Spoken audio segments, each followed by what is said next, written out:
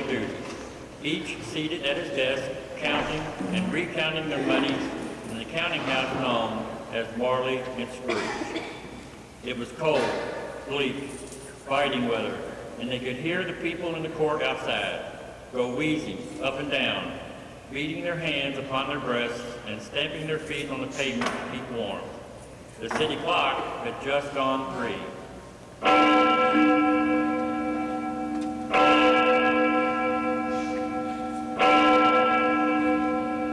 But it was quite dark already, and the candles were glaring in the windows of the neighboring offices like ruddy smears upon the brown air. It's past 3 in the afternoon, Jake.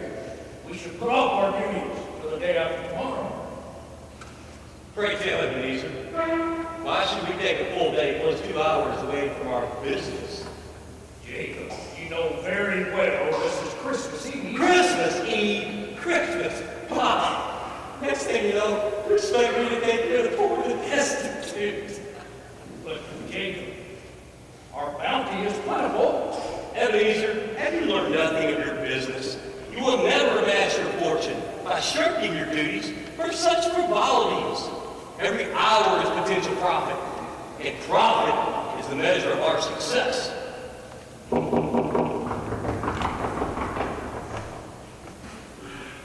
It's your sister, Jacob.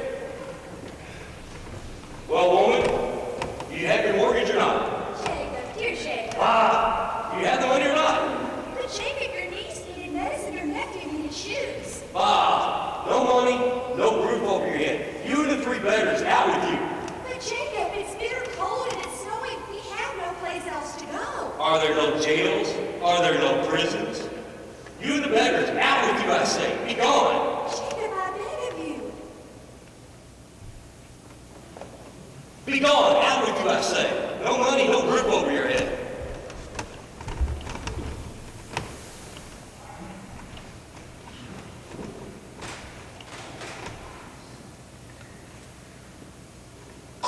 Jacob, your sister? Ebenezer Scrooge, there is no room for sympathy in business. These people willingly enter into these contracts. It is our duty to enforce them to our benefit. Business is business. Remember, Ebenezer, business is business. Jacob!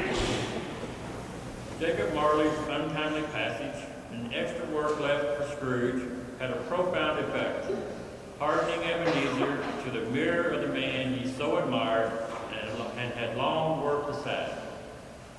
Marley's wake is attended but by one, his partner of so many years, Ebenezer Scrooge. Jacob Marley, you were always a good man of business, Jacob. These ingrates that you served so well over the years won't even take the time to stop and pay their respects to such a pillar of the business community. These lessons are not lost on me, mighty Jacob. I will be the man of business that you molded me to be. Profit will be my motivation, and you, sir, are my icon. Well, enough of this silliness. There is no profit to be made here among the dead, but there is profit to be made among the living.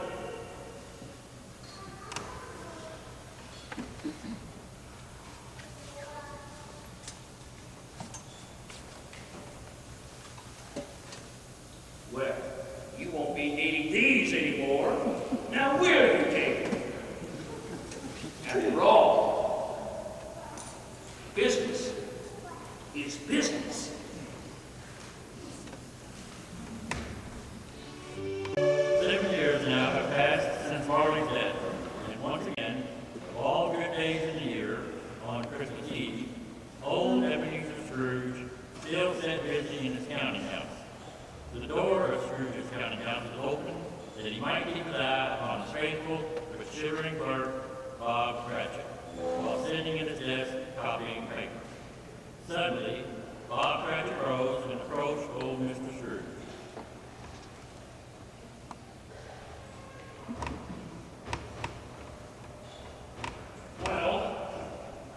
Well, Alfred, what are you sitting there for? Well, sir, our fire's almost out, and I thought another little bit of coal. Nonsense! Haven't I told you I won't have you burning my coal up like tinder? Yes, sir. Why don't you get back to work? Well, sir, tomorrow is Christmas. Yes, I know. You were wondering if you could have all day off, I suppose. If I could be, sir. It's not convenient, and it's not fair. If I was to stop half a crown for it, you'd make yourself ill-used. I'll be back. Yes, sir. Christmas. Nothing but a poor excuse to pick a man's pocket every December 25th. My old partner Marley agreed well with me. He thought about humbug too. And you, a clerk with 15 shillings a week and a wife and family, talking about a Merry Christmas. Bah. May I have more, sir? Oh, I suppose you must be here all the early the next morning. Oh, thank you, sir. Who's that, Cratchit? A man, sir. You don't know who he is. A man. Scrooge and Marley, I believe. Have I the pleasure of addressing Mr. Scrooge or Mr. Marley? Mr. Marley's been dead these 7 years. Since you asked, he died 7 years ago this very night. I have no doubt his liberality is well represented by his surviving mother. So, you're asking me for money then? Yes, sir. Not interested, You don't know me. nor do I wish to. In this festive season, Mr. Scrooge, it is more than desirable to make some slight provision for the poor and destitute. At this moment, sir, many are in want of common necessaries and are suffering greatly.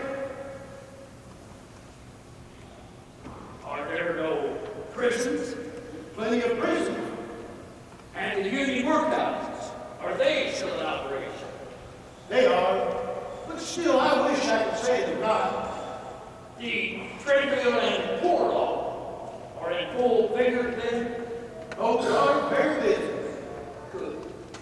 Good! Because I was afraid of what you said first. Something had occurred to stop them in their useful course. Sir, these organizations scarcely furnish Christian ceremony or life to these unfortunate people. It is because of this that a few of us are endeavoring to raise a fund to buy the poor some meat and drink and means of warmth. We choose this time because it is a time of all others, a time where one is keenly felt and abundance rejoicing. What shall I put you at? No. You wish to be anonymous. I wish you left long. Since you asked what I wish, that is my answer. I don't make merry myself at Christmas. My old partner Marley never did. And I can't afford to make idle people there. I help to support the establishments I mentioned. They ain't cost enough. Those that are badly off must go there. Many can't go there, and many would rather die than go there. Well, if they had rather die, they better do it and decrease the surplus population. Besides, that's not my business. It's enough for a man to understand his own business and not interfere with that of other people's. So I bid you good afternoon. We're after you. Right. Got to step outside for a minute. You see to it.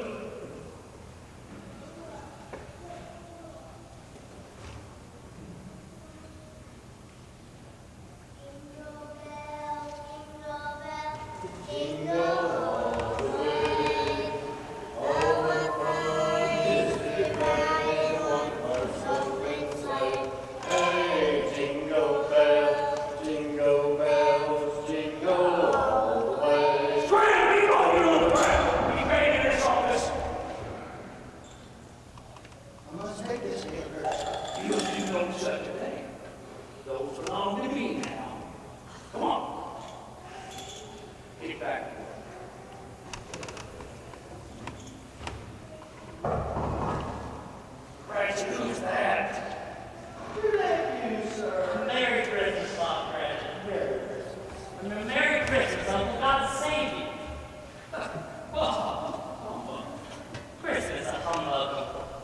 don't mean that, I'm sure. I do. Merry Christmas. What right have you to be married? What reason have you to be married? You're poor enough. Come, then. What right have you to be dismal? What reason have you to be remorseful? You're rich enough? Humbug. Don't be cross, Uncle. What else can I be when I live in such a world of fools as this? Merry Christmas. Out upon Merry Christmas. What's to you but a time to pay bills without money? What? If I could work my will, every idiot who goes about with Merry Christmas on his lips, he should be born in his own money and buried with the state of holly right through his heart. Uncle! Nephew, keep your Christmas in your own way. Let me keep it back. Keep it, but you don't keep it. Let me leave it alone then. Much good has ever done you or will. Why, Uncle, it has done me a lot of good. Apart from the sacred celebrations, it's brought me a good time. Kind, charitable, forgiving, happy time. The only time I know in the whole calendar when men and women open their hearts. Hearts that sometimes stay closed the rest of the year. Yes, Uncle, though it has never put a scrap of silver in my pocket, I believe it has done me good, and will do me good. And I say God bless it.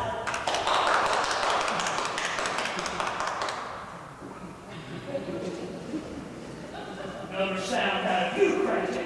You'll be celebrating Christmas by losing your situation.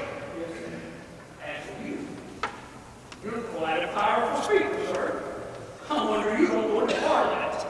Don't be angry, Uncle. Come, dine with us tomorrow. No, I won't dine with you. But why? Why did you get married? Because I fell in love. Because you fell in love. Good afternoon.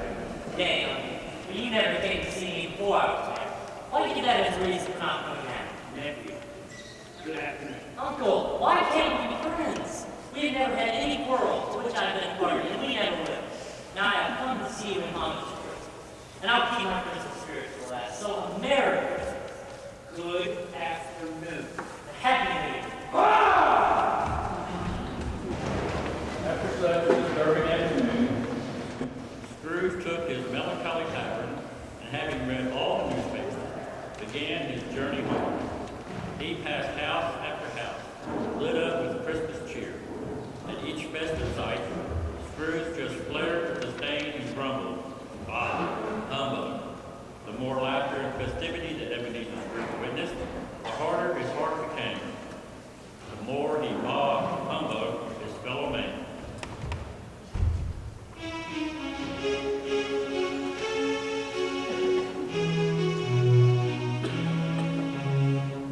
When the home wind blows, it chills you to the bone. And there's nothing in nature that freezes your heart like years of being alone. It paints you in vivid colors like a painting makes me bruise.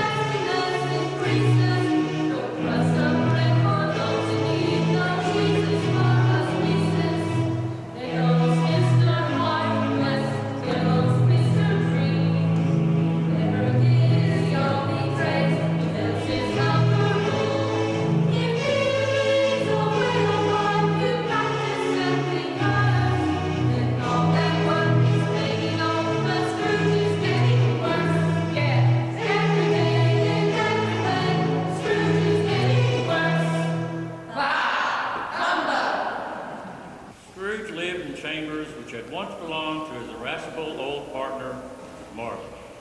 A gloomy suite of rooms, old and dreary where no one lived but Scrooge, the other rooms being let out as offices.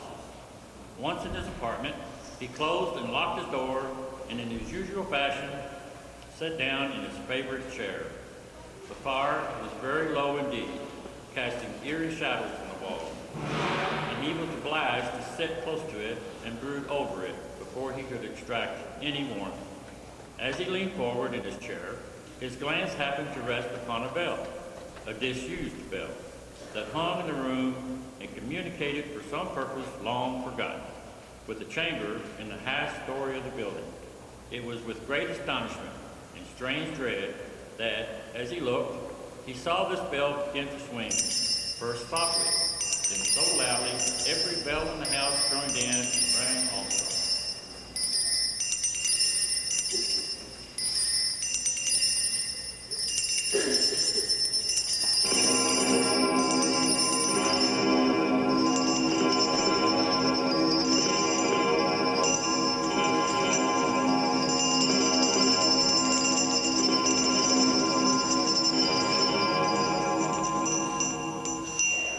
This must have lasted for half a minute or so, but to Scrooge it seemed a terrifying hour. The bell ceased, only to be followed by a clanging noise, deep down below, as if some person were dragging heavy chains of the cast in the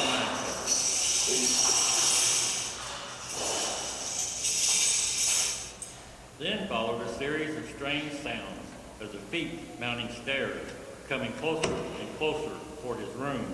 Scrooge, suddenly aware that some weird happening was about to occur, hugged his shivering body and waited in fear and trembling.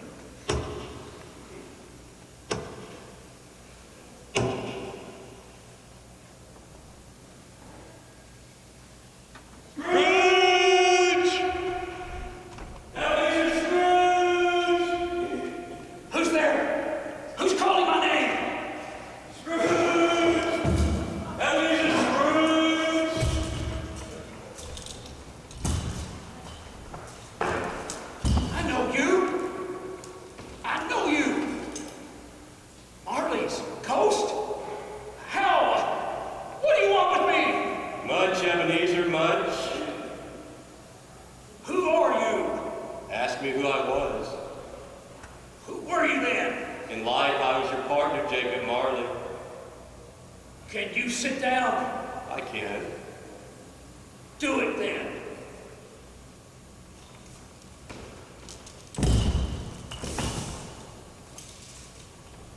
You don't believe in me. I don't.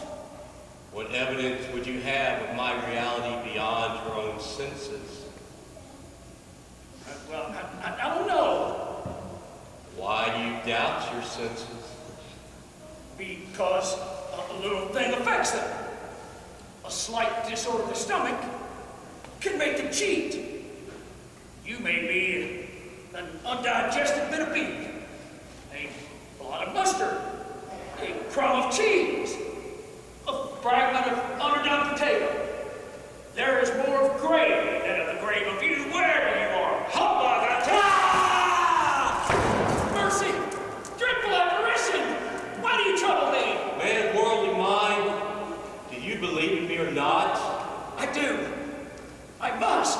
But why do spirits travel the earth and why do they come to me? It is required of every man that the spirit within travel forth among his fellow man. If that spirit fail to do so in life, it is condemned to do so after death.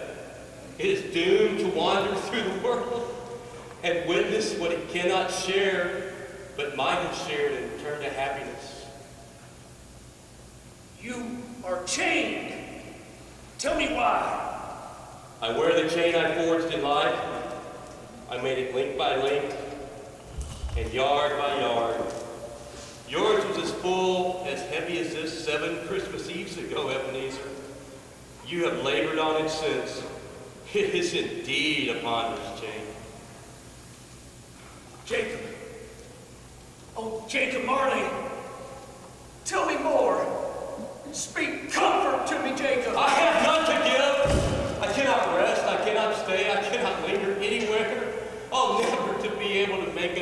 missed opportunities. In life, my spirit never wandered beyond the narrow limits of our counting house. And now a weary journey lies before me. You must have been very slow about it, Jacob. Slow? 7 years dead and traveling all the time? The whole time. No rest, no peace. The incessant torture of remorse. You travel fast? On the wings of the wind. You must have gotten over a quantity of ground in 7 years. Oh, it's been out. But you were always a good man of business, Jacob. Business? God was my business. The common welfare was my business. Charity, mercy, forbearance, and benevolence were all my business. The dealings of our trade, but a drop of water in the comprehensive ocean of my business. Hear me, Ebenezer, my time is nearly done. I will, but don't be hard upon me, Jacob. Don't be flowery, pray.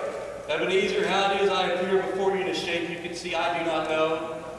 For I have sat invisible beside you many a day trying to reach you, and that is no light part of my goodness. I am here today to warn you you have yet a chance and hope of escaping my terrible fate. You were always a good friend to me, Jacob. Thank you. Hear me, you will be haunted by 3 spirits. Is that the chance and hope you mentioned, Jacob? It is.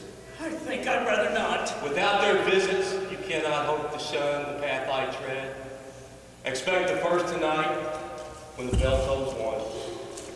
Couldn't I take them all at once and have it over, Jacob? Expect the second when the bell tolls 2, and the third will arrive in his own good time. Look to see me no more, Ebenezer. Look to see me no more, no more. Slowly and quietly, the spectre floated out in the dark sea. Scrooge, visible with curiosity, went to the window and looked out. The air was filled with randomness, wandering hither and thither with restless haste, and moaning as they went. Every one of them was changed by Marley's voice, meeting his new person. Old friends who had passed on, business acquaintances, all bound in present and wailing in mournful dirge. He had been quite familiar with one of those in a white waistcoat, with a monstrous iron safe attached to his ankle, who cried piteously at being unable to assist the wretched woman whom he saw on the doorstep below. The misery of them was all clear that they had sought to help in human matters and had lost the power forever. With a painful sigh, Scrooge closed the window and examined the door by which the ghost had entered. It was double locked, just as he had locked it in the early evening. He tried to say humbly, but stopped at the first door, and feeling much in need of repose, went straight to his favorite chair and fell asleep on the instant. Subconsciously, from deep in the realms of sleep, Scrooge heard a solitary voice, a girl singing a Christmas carol.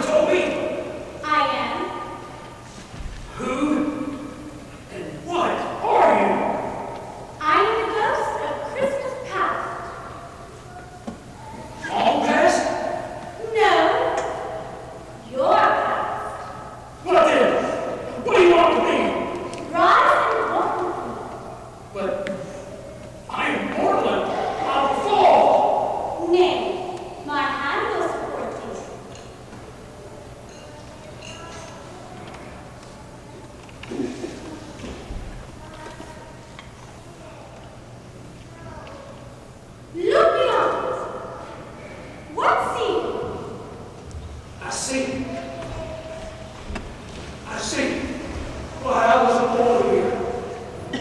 All of this I remember well. Your lip is trembling. And what is that upon your cheek? Lead on, Spirit. I follow. You recollect the way? Remember it? The path of my boyhood? Why, I can walk it blind. Strange to have forgotten it for so many years. Strange. But let us go on.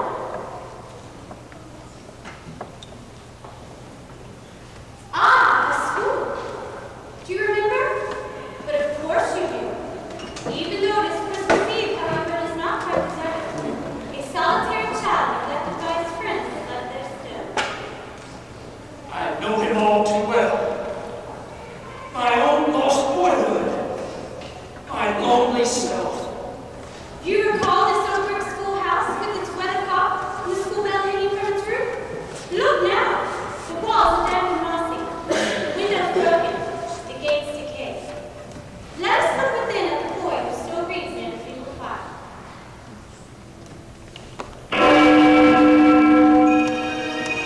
Poor boy. Poor lonely boy.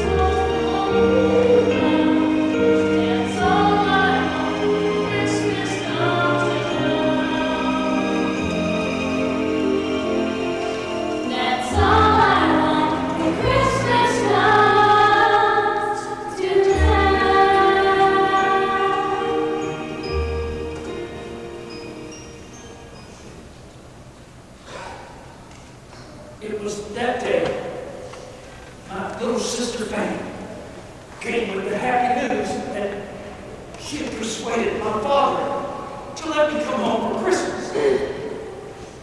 I thought I was to spend it alone at school. How she clapped her tiny hands and laughed when she said that he'd sent a coach to fetch me, that we might all have a merry Christmas together. Did you go? Ah, yes. Merry. my trunk tied on top of the case, and the quick wheels dashing through the snow. Your sister was always a delicate creature, who no breath mattered with, but she had a large heart. So she did, Spirit. I won't deny it. God forbid. She died a woman, and had, I think, one child. Yes, my nephew Fred. Shall we meet the boy at school? My poor forgotten self, as I used to be. Poor boy. What say you? I wish, but it's too late now. What is too late? No. Last night, a boy was singing Christmas carols at my office. I should like to have given him something. That's all. Let's see another Christmas. So the spirit of Christmas past led old Scrooge down the memories of long ago, each separate excursion, probably moments, quite forgotten.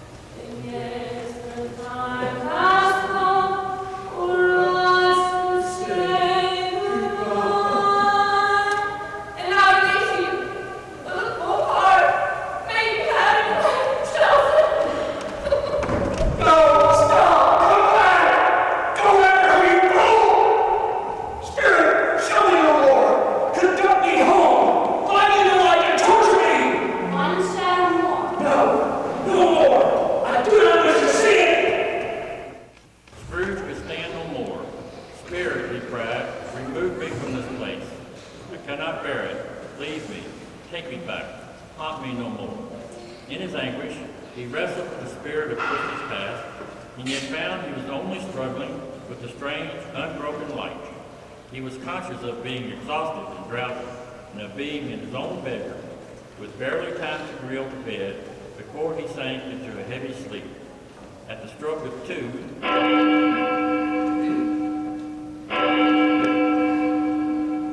Scrooge awoke in the middle of a prodigiously tough snore and sat upright. He knew that the second messenger dispatched to him through Jacob Marley's intervention would shortly present itself, and he wished at this time to challenge the spirit the moment of its appearance. However, no spirit came. 5 minutes, 10 minutes passed, until the clocks proclaimed the hour, and he still sat alone. At last he began to think.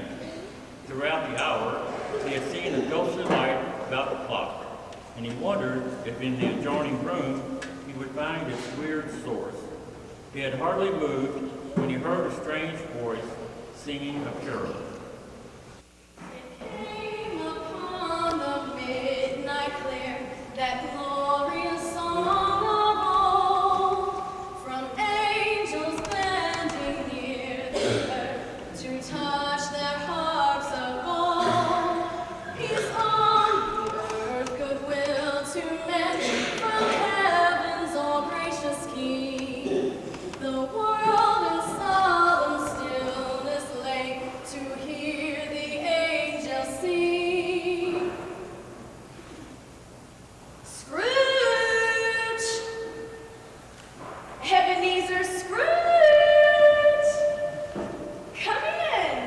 Come in and know me better, man!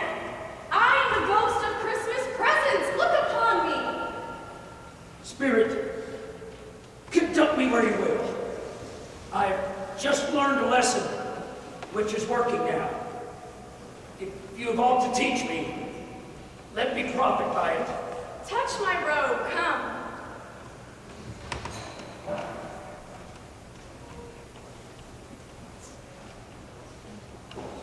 Now, man, what's secret? I see gaiety and Christmas cheer everywhere. Stores lighted up and holly and mistletoe. Well, of course, Ebenezer. Why, it's Christmas Eve.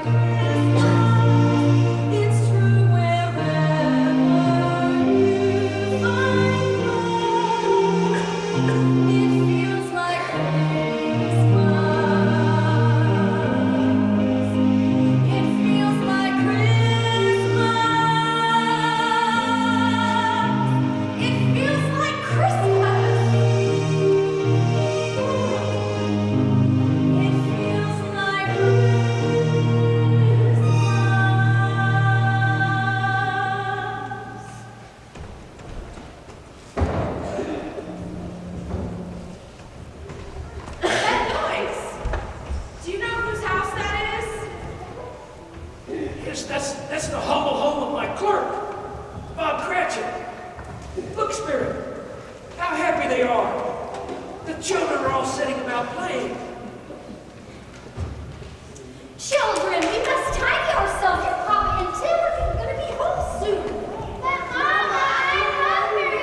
And will Papa be able to feed us better this Christmas? And will we have presents this year? We didn't have any last year. Well, whatever your Papa brings home, I'm sure will be enough. And we will be happy no matter what. All right?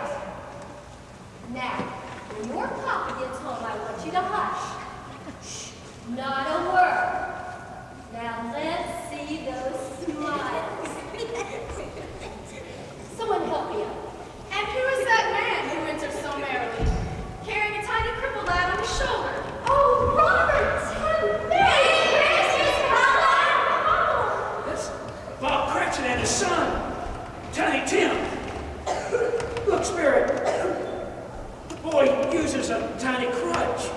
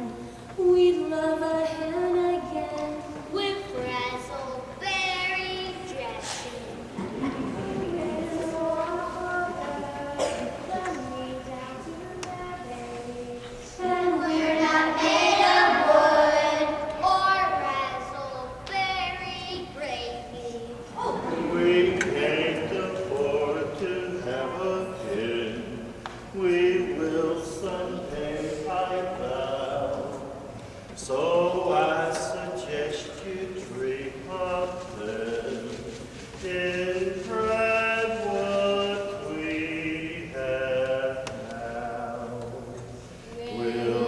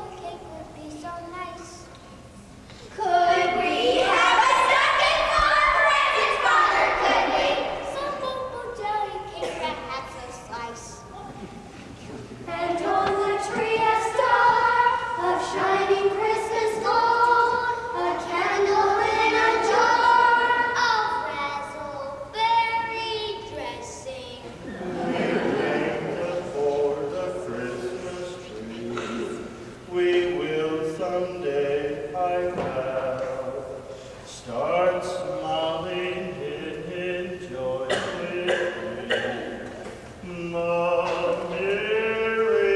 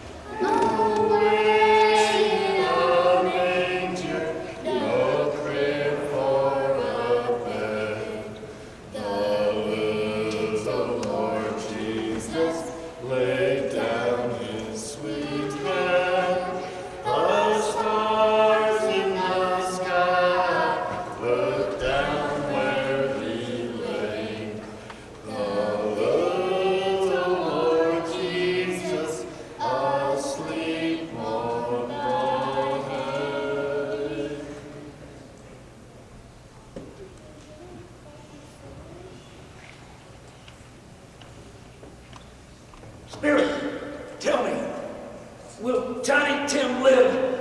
I see a vacant seat in the poor chimney corner, and a crutch without an owner carefully preserved. If these shadows remain unaltered by the future, the child will die. No, no, kind spirit. Say he will live to be spared. Why so? If he be like to die, he had better do it, and decrease the surplus population.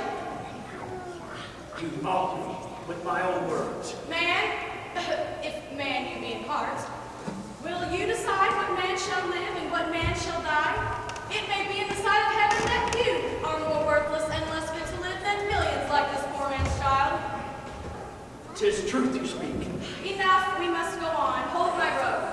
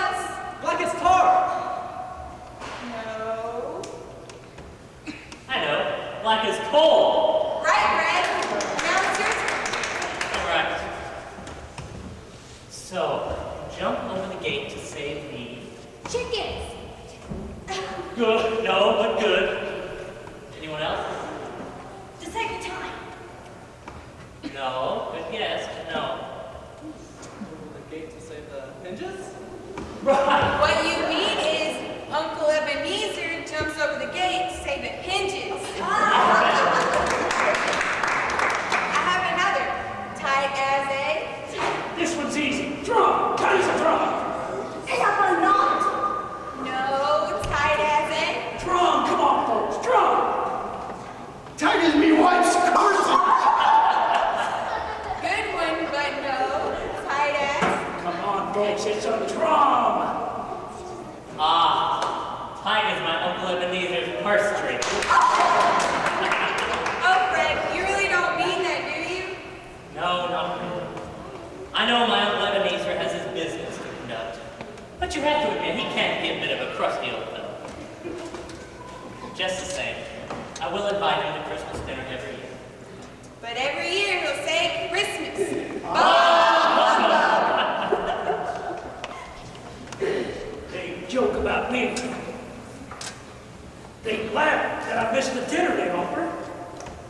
And yet, in truth, they seem to whisper my presence.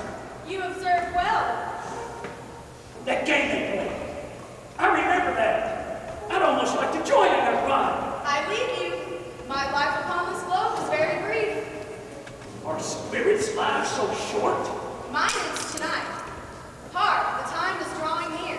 I go, but another comes.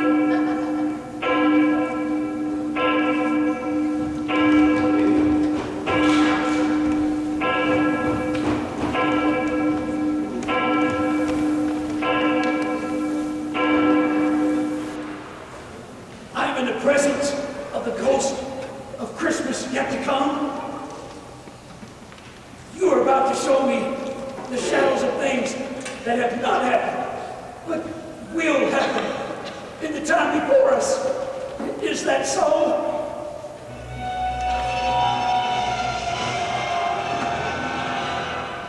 Ghost of the future, I fear you more than any specter I've seen, but I know that your purpose is to do me good. And as I hope to be another man than what I was, I am prepared to bear you company and do it with a thankful heart. Will you not speak to me?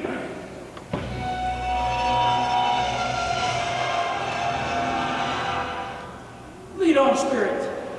Lead on.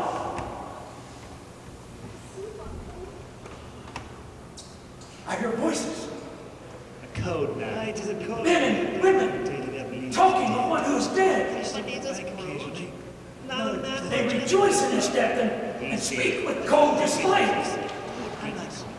Not a father. They quarrel over his possessions. Not a father, not a man. Even the sheets from his bed and the curtains from his window. That's what happened. Spirit! The sheets. They have even taken his shirt from his dead body. Spirit! That's what horror I witnesses. They are evil. The abode of my Ebenezer. I see. Thus Molly now speaks. I see. It is complete. The case of this unhappy man Not a may be my own. I beg you, let me see some tenderness connected with death, I say that I may forget the horror of what I just heard.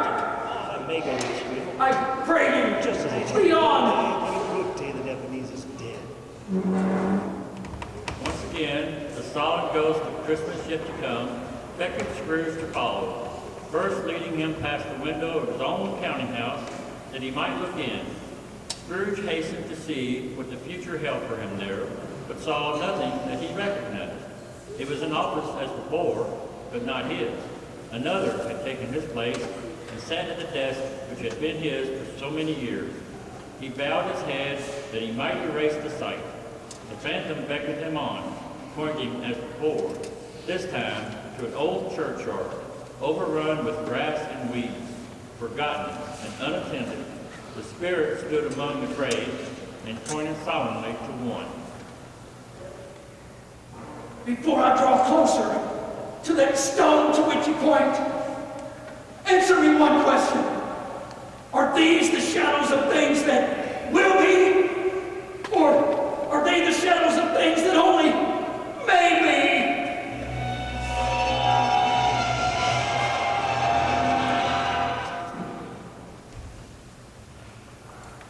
Men's courses will foreshadow certain ends, no doubt. But if these courses be departed from, the ends will change. Say it as thus with what you show me. I beg you, say it.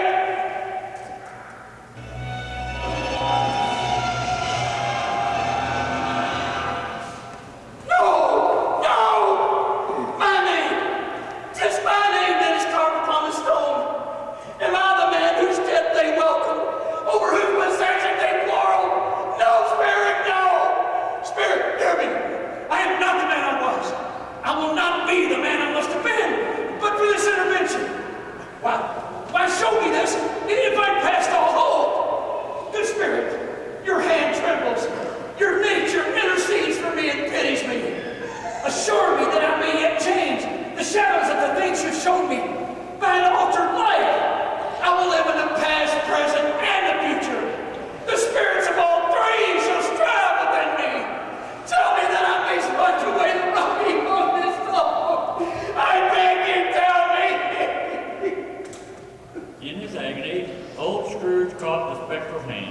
It sought to free itself, but he was strong in his entreaty and detained it.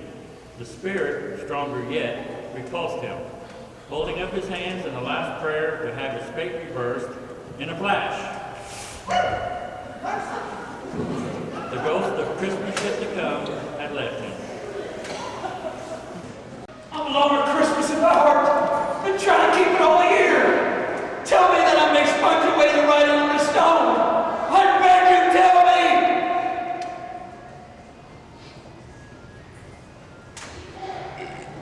I live. I'm not dead. Oh, Jacob Marley, heaven and Christmas be praised for this.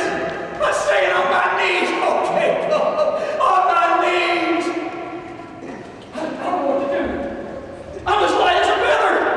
I'm as happy as an angel. I'm as merry as a storm. Merry Christmas to everyone. Happy New Year to all the world. Hello, you there, boy. Me, sir. Yes, you, my fine fellow. What day is today? Today? Why, it's Christmas Day, of course. Christmas Day. I haven't missed it. The spirits did it all in one night. Well, they can do anything they like. Of course they can. Hello, my fine fellow. Hello. Do you know the poultry's on the next street but one? I should hope I did. Oh, intelligent boy. Remarkable boy, yes, sir. Do you know if he sold the prize turkey that was hanging in the window? You mean the one as big as me? Oh, delightful boy. Pleasure talking to you. Yes, my fine fellow, the one as big as you. Why, it's hanging there now. Just a minute. Here, go and buy it. Yes, go and buy it and bring it back here, and I'll tell you where to deliver it. Come back with it. I'll give you a shilling. You come back in less than 5 minutes, I'll give you half a crown. And Merry Christmas! Yes, Merry Christmas.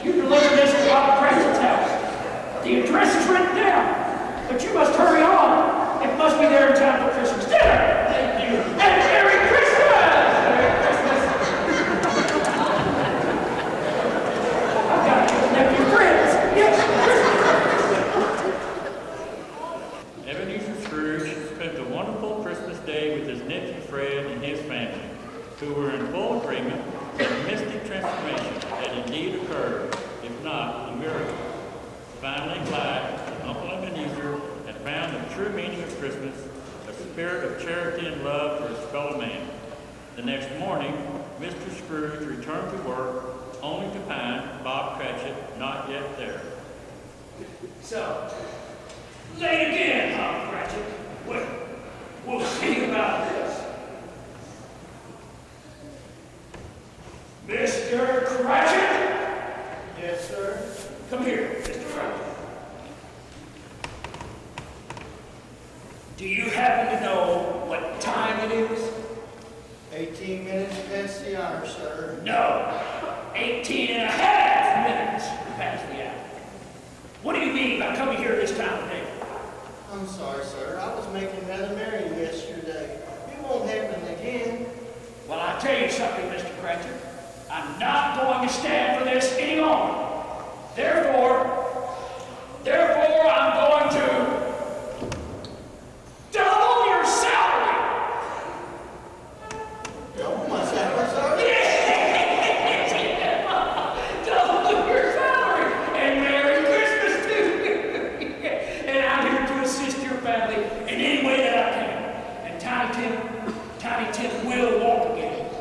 stronger and stronger every day. For the life of me, he will.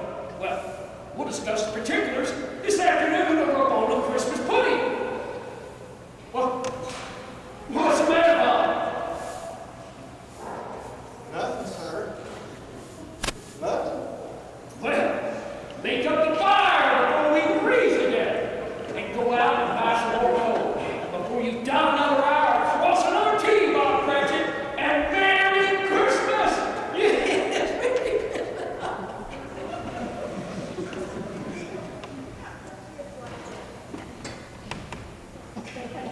Merry Christmas!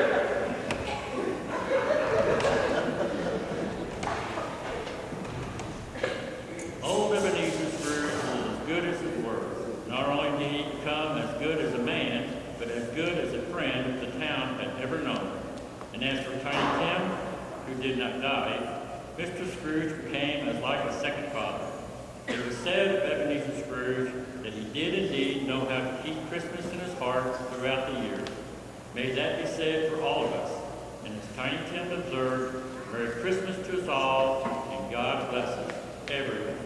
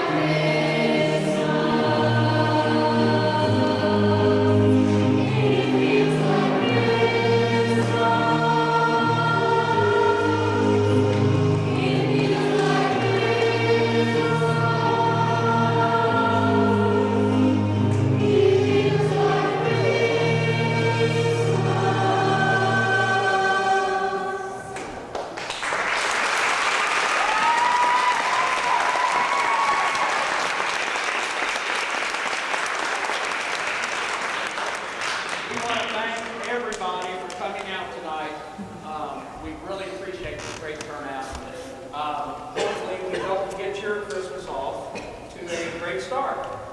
And I would like the entire cast to take another bow.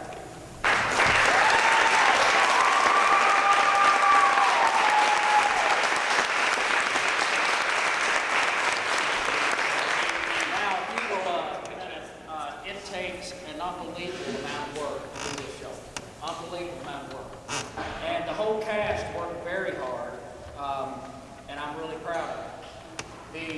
I'd like to, besides the cast doing their part, there's some people that kind of went the extra mile and did some things, and I want to thank them.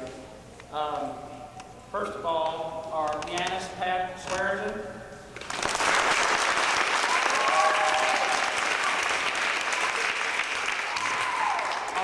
Did you enjoy the music tonight? We try to put music in here that kind of sets us apart from maybe just somebody called Scrooge, and we've got a lot of talent up on this stage that can really sing. The music director that made all the music come together is Miss Jennifer Cornell.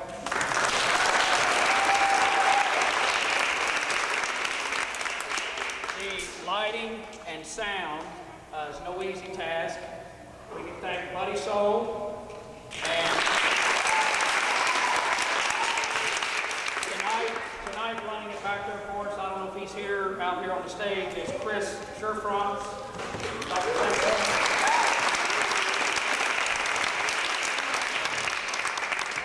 This, If you get your name. there he is.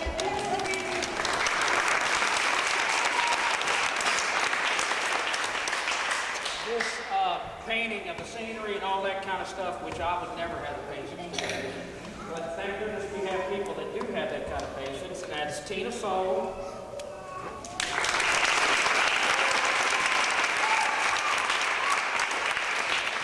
Mark Allgard,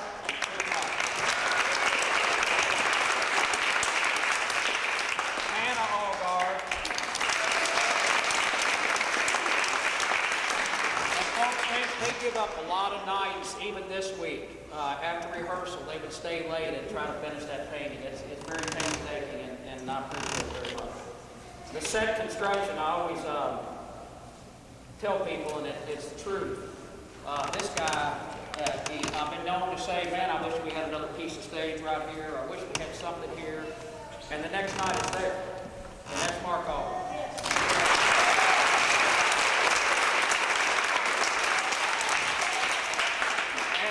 Wardrobe, the costumes we have is Danielle Schickling. Where you at?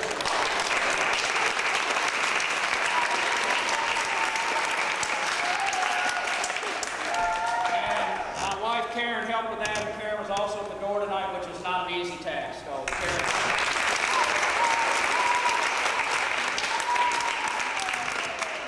Guys, if I left anybody out, I'm sorry. We won't do this every night, but I thought it was appropriate. Our first night here in St. Luke's, I want to celebrate.